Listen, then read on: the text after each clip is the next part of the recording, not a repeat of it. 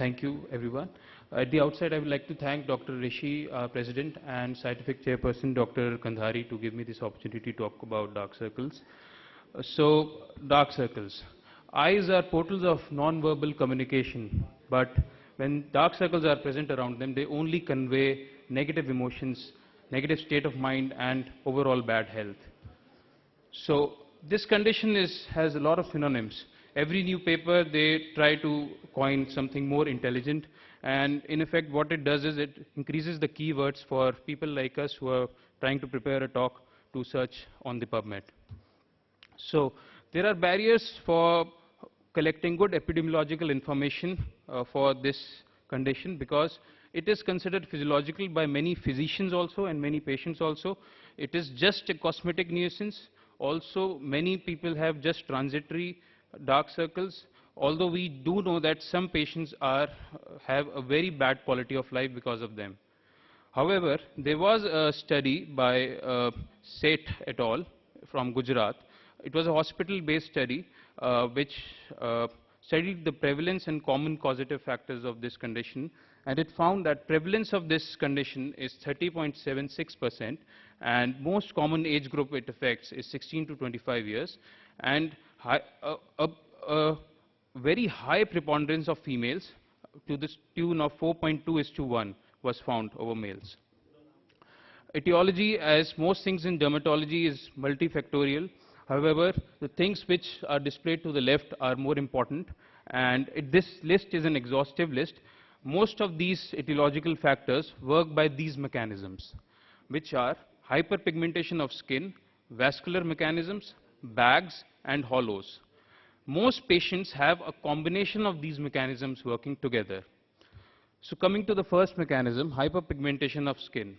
So it can be post-inflammatory, secondary to any eczema, seborrheic, or atopic. Genetic is the most common cause of hyperpigmentation of skin, as that study which I quoted earlier found out, and it has an autosomal dominant inheritance.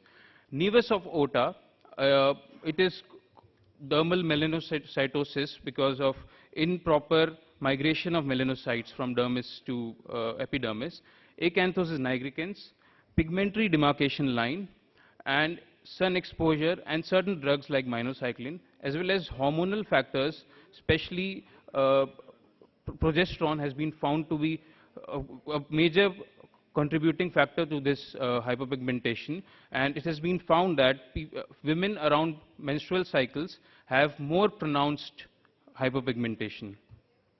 So these are few examples. On the left, we can see a patient with acanthosis nigricans of the periorbital skin. On the right, we can see a post-inflammatory hyperpigmentation secondary to seborrheic dermatitis, and on the bottom, we can see a nevus of Ota. So as I said, genetic is the most common cause of hyperpigmentation around eyes, as found by that study, and it is morphologically described as a curved band of brownish to black pigmentation on the skin of the lower eyelids with velvety to coarse texture, with frequent involvement of upper eyelids. So more often than not, it's a circumocular pigmentation than just an under eye pigmentation. A group from Bengal, Dr. Malakar, found that most patients in his OPD had periorbital hyperpigmentation, which is an extension of the Fuchs line, of the pigmentary demarcation line F, and they thought it is also probably the same thing as the genetic hyperpigmentation. So we normally do this to all our patients who present to us with periorbital hyperpigmentation. So stretching of lower lid does not cause significantly lightening of dark circles caused by this particular mechanism. Okay. So coming to vascular mechanisms, which are vessel dilatation, deoxyhemoglobin, that is decreased oxygen saturation of the blood present in that area, and extravasation of RBCs, which in turn lead to hemosiderin deposition.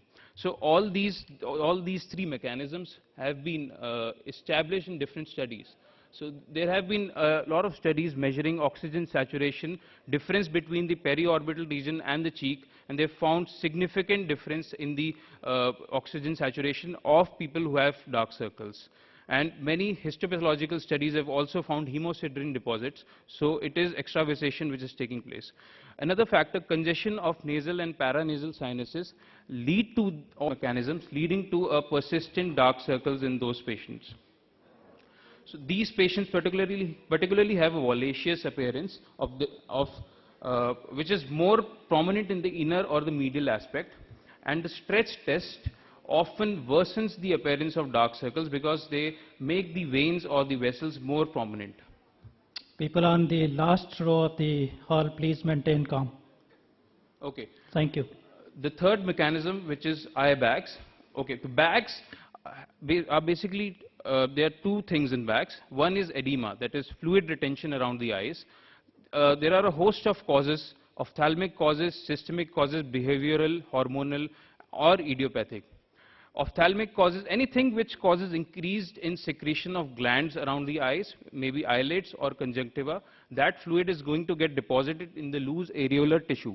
If a person is not sleeping well, his eyes are getting dry. So the glands will try to fight it, and they'll produce more fluid, and that fluid will get deposited in the loose areolar tissue and will produce a temporary eye bag.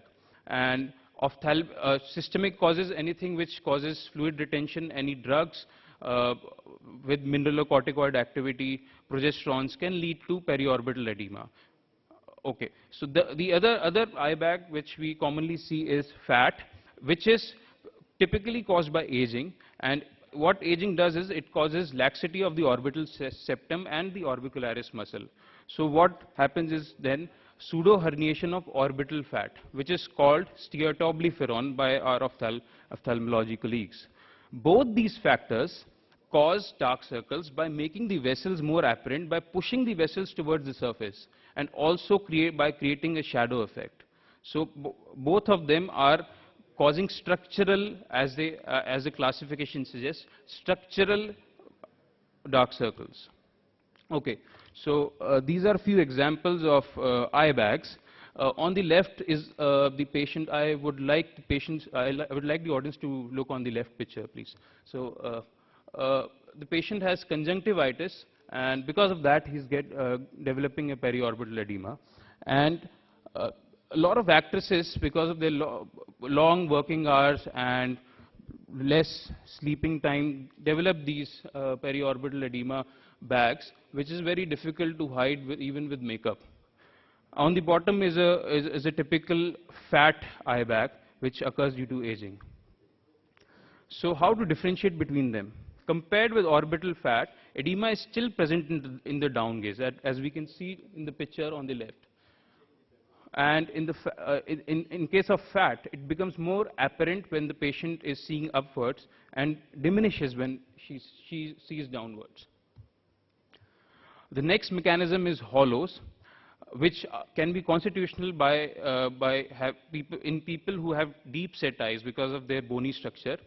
More commonly, it is caused by aging, which does two things: by causing descent of malar fat pad, by making that infraorbital area deficient in soft tissue and causing a tear trough.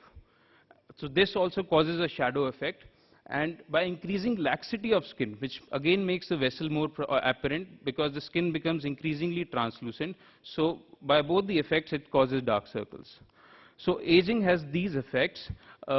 Typically, it causes pseudo herniation of orbital fat. Then there is a tear trough by descent of the malar fat pad, and the descended malar fat pad is also there. So there is a mountain, valley, and mountain. This is a very common configuration we see in people who age. And Sanjay Dutt also has this very prominently, as you can see in this picture. So how do we assess a patient who presents to us with dark circles? We first try to rule out all the causes which may be causing the inflammation, or the ophthalmic causes which may be causing the increased secretion of the glands leading to periorbital edema. We also look for the medical problems which may be making the vessels more dilated, or maybe causing the fluid to be retained in that loose areolar tissue around the bags. What to look for? First, Fitzpatrick skin type, color, degree of pigmentation, and the area of pigmentation, whether it is involving both the upper or the lower eyelids. The stretch test always gives us a clue whether it's a vascular component is more prominent or the pigmentation is more prominent. Tear trough needs to be assessed, as well as the mid-facial descent. Degree of skin laxity needs to be assessed. Sumit, you need to wind up. Yes, sir. So, and the prominent blood vessels also. So the management, we need to first identify the primary mechanism which is needed.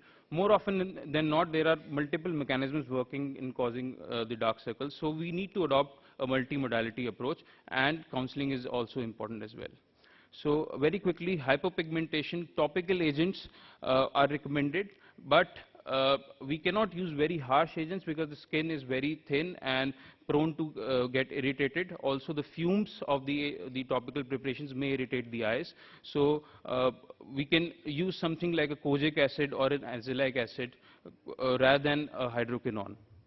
Chemical peels have also, there have been multiple studies from India and abroad on chemical peels giving good results. On Q-switch lasers, there is a paucity of studies from India for this particular condition. However, there are studies abroad giving good results. For vascular mechanism, we should first address the skin laxity by radio frequency tightening or the microfocus ultrasound or the fractional lasers. These have, by the way, decent amount of evidence for treating this particular condition in addressing the skin laxity. Also, topical agents, although there are not too many studies, only combinations with retinol, vitamin C and K have been shown to help in this condition. Lasers, again, there is paucity of literature from our particular country. Bags, for fat bags, blepharoplasty is needed. Nothing else can actually help those patients. For edema, we should look for other causes, hunt for other causes which may be causing edema. We should try to improve skin laxity in case the edema is idiopathic, because that has shown to improve the periorbital edema eye bags. Hollows, we can either fill that up with fat transfer or hyaluronic acid fillers, which Dr. Ajit will talk about. Counseling is very important. I like to show this photograph to many patients. Anyone can guess what change has been done for achieving this? Any intervention which we have done? No. So this is the only intervention which we have done. This is the changing the light direction. So if a patient is very conscious of that, she can always pose like that in front of camera so that the light is ambient. So, and you can also tell patients that even Dr. Kocher's favorite actress has been caught with dark circles. So all the beautiful women have dark circles, and they all conceal it very well when they appear on screen. Thank you.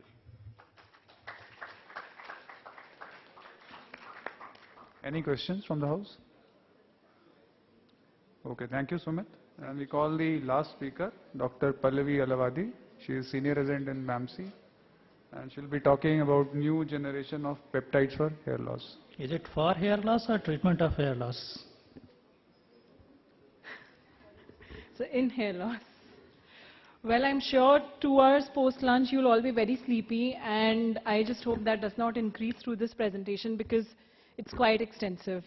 Allow me a few more minutes than what is allotted. Sir, I was glad they finished well within time, so I can take the 5 minutes from them. Anyhow, I do not have any financial disclosures nor any conflict of interest. Financial disclosure, very important, because most of the studies that I'll quote are going to be sponsored. This is a very famous painting, On the Threshold of Eternity, which depicts deep depression attributed to a balding scalp. Something wrong with the slides? We'll start with some common non-cicatricial alopecias like pattern hair loss and the effluvia, on which we'll be concentrating more today, especially the pattern hair loss. AGA or MPHL, as we know, is the most common alopecia in males, while female pattern hair loss and the telogen effluvium constitute the largest proportion of hair loss in women. In the structure of hair, the point that we'll focus more today is the base of the hair follicle, which has the dermal papilla and the ECM.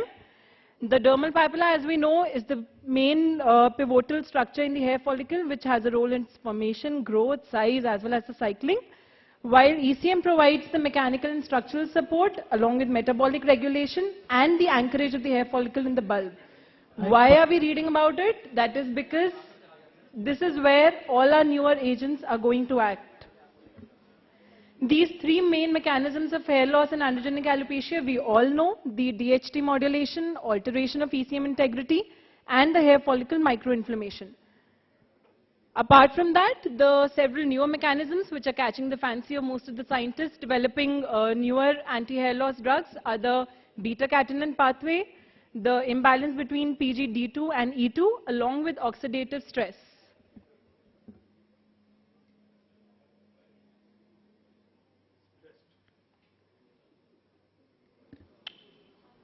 Is there some problem with this audio visual? So it's actually skipping the slides also on its own. Is it moving now? Yeah, on its own, even without me handling it. Please, can you set up this audio visual?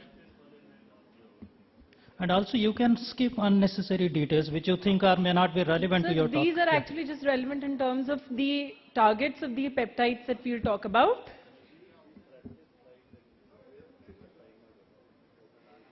The newer therapies, improvement with why do we need newer therapies? That is because minoxidil and finasteride improvement is limited. Success rate is barely 30%. The adverse effects of finasteride and minoxidil, along with the other pathophysiological pathways that are involved. So coming to the peptides in hair loss, even though the last study that I could see is in 1993, they have become the buzzword only over the last 5 years. What are these? We all know they're made of amino acids, can be a dipeptide, tripeptide, or a tetrapeptide. And they act at a very low concentration, which is their most important advantage when we are using them in dermaceuticals.